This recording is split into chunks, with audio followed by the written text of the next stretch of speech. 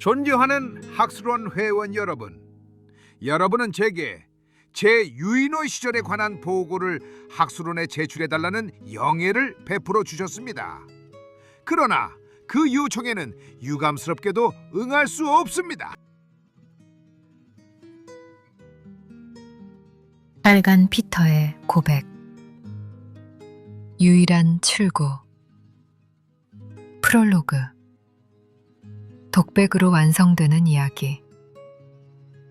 1970년대 후반, 빨간 피터의 고백이라는 연극은 흥행에 대성공을 거두고 추성웅의 모노드라마라는 별칭이 따라다니며 하나의 예술적 밈처럼 회자된 적이 있다.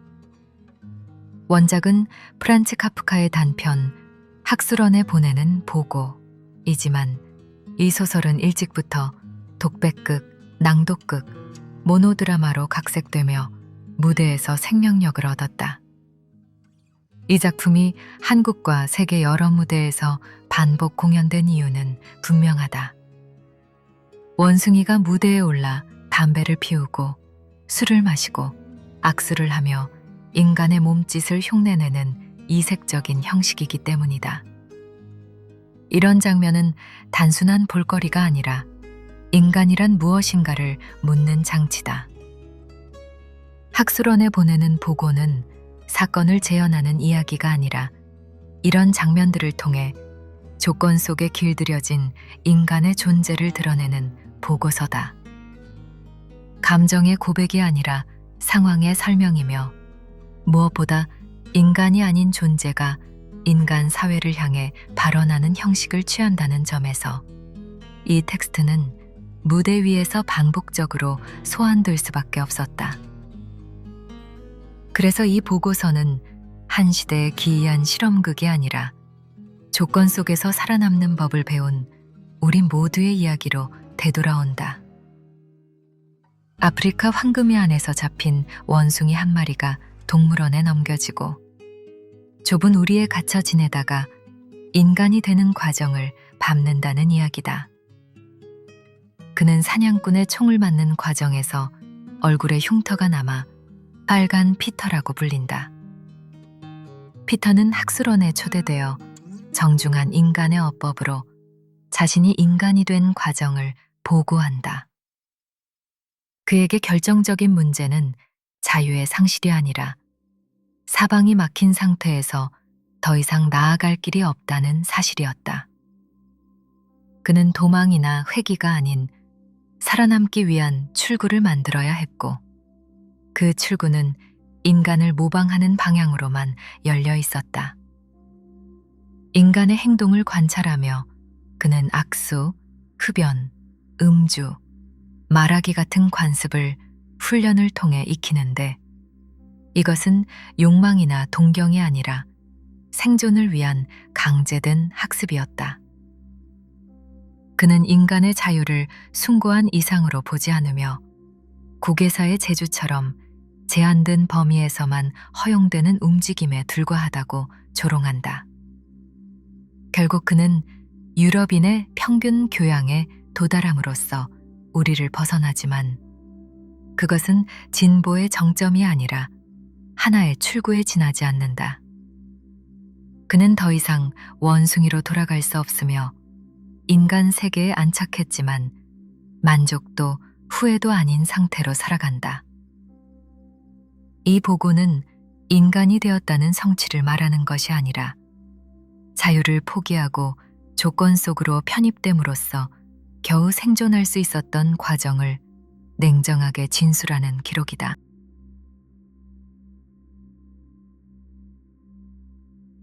1.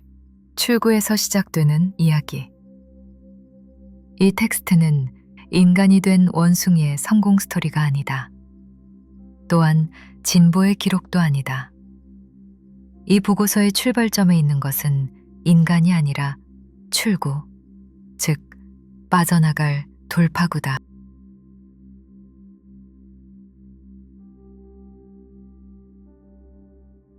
저는 생애 처음으로 출구가 없는 상태에 놓였습니다. 적어도 정면으로는 나아갈 수 없었습니다. 제 앞에는 판자들이 빈틈없이 맞물린 상자가 있었기 때문이죠.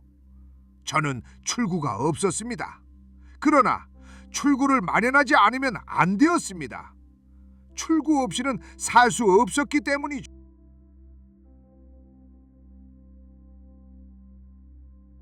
출구는 이상이 아니다. 이미 사방이 막힌 상태에서만 등장하는 생존 조건이다. 이는 사방이 가로막힌 우리에서 빠져나갈 공간을 의미한다. 2. 자유가 아니라 조건.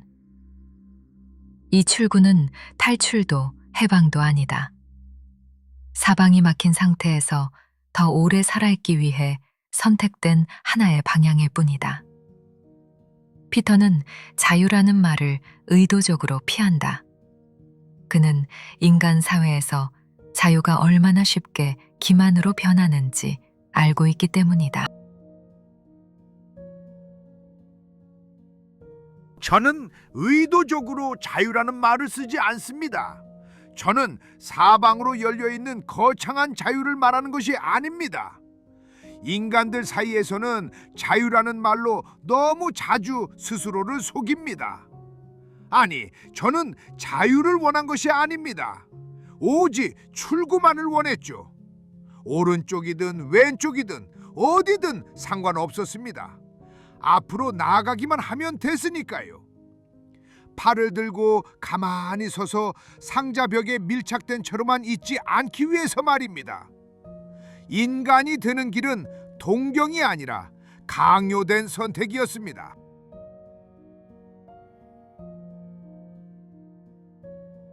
3. 길들여진 자유. 비가역성의 이미지. 피터는 인간의 자유를 서커스단의 고개에 비유한다. 화려하지만 움직임은 극도로 제한되어 있다.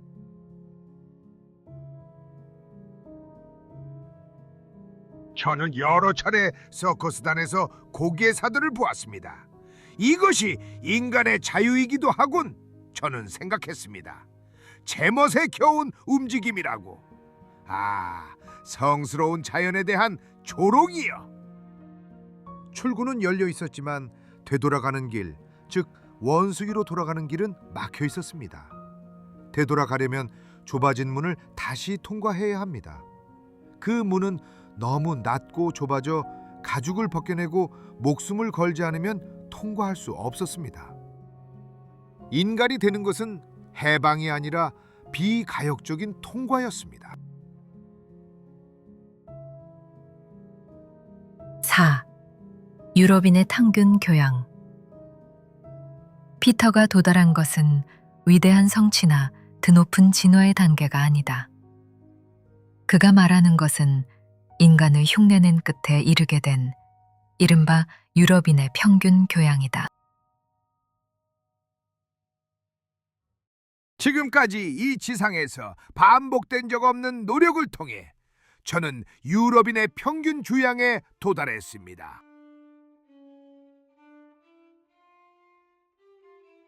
이 교양의 실체는 거창하지 않다. 정중한 말씨, 악수, 흡연, 음주, 인사, 그리고 끝내 헬로우라는 인간의 말까지 하찮은 관습들이다. 그러나 이것들이야말로 인간 사회로 진입을 허가하는 자격증이나 마찬가지다. 피터는 이 평균적인 교양을 찬미하는 것이 아니다. 오히려 완곡하게 야유한다. 인간의 문명이란 결국 이런 사소한 훈련들의 집합에 불과하다는 듯이.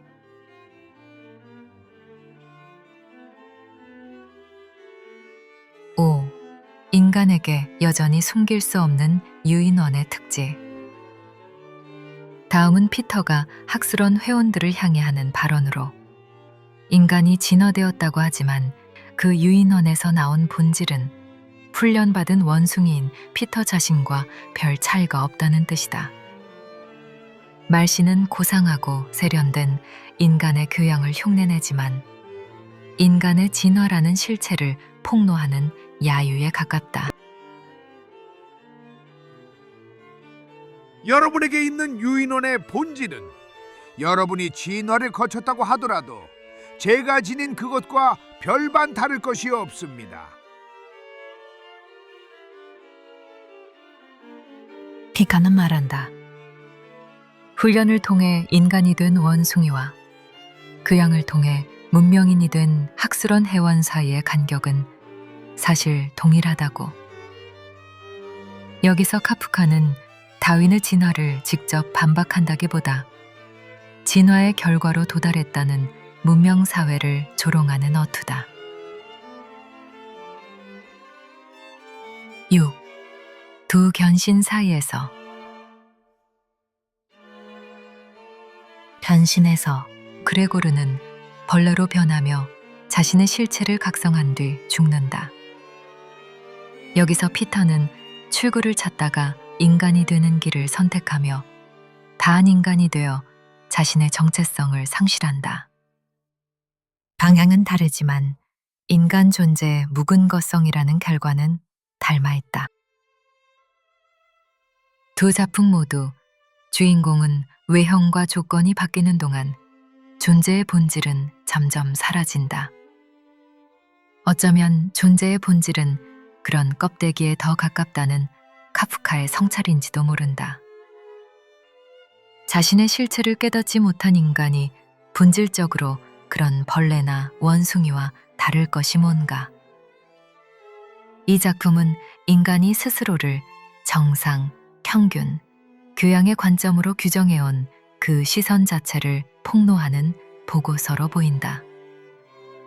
그가 보고하는 것은 훈련된 원숭이의 눈으로 보는 인간의 관점이다.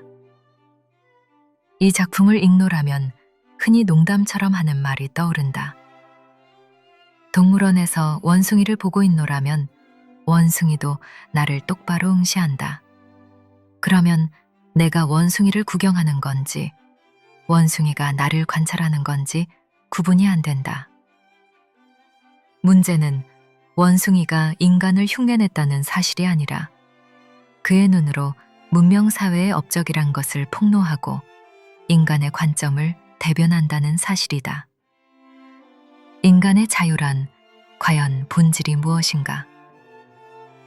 서커스단의 고개사가 보여주는 자유처럼 비좁은 공간에 무의미한 왕복 운동일 뿐인가?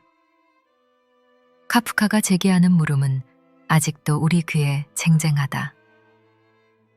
문명사회에서 출구가 필요한 피터처럼 우리는 빠져나갈 구멍이 필요한 존재가 아닌가?